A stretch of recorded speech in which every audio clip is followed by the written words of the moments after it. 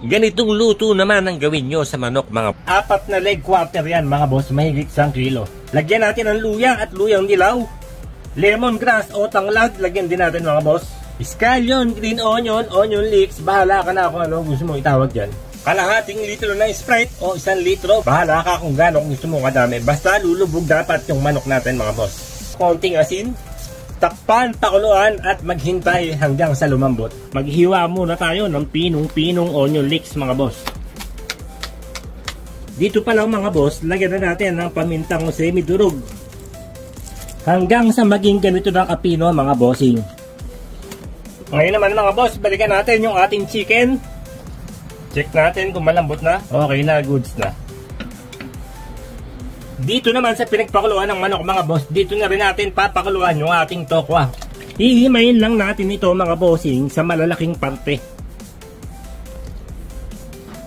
Yung parte na may balat mga bossing, yan kasi ang ipapailalim natin sa ating hulmahan.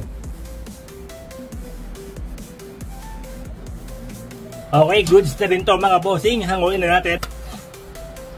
Painit lang tayo ng kaunting mantika. Maglagay tayo ng sesame seed.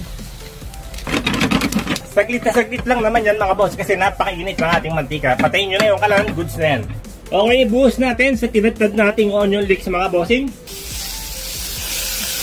Lagyan natin ng toyo, chicken broth o yung pinagpakuluan natin ng manok kanina, isang tasa lang. Sesame oil, maglalagay din tayo mga boss. At konting oyster sauce mga bossing.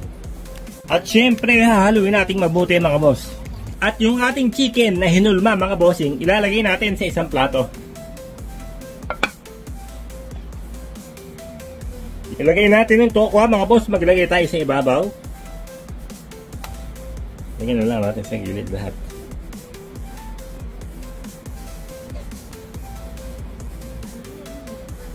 Okay mga boss, ito na ang ating napakalupit at napakabisang boiled chicken soy mga bossing. Pang ulam at pang pulutan, pahala ka na.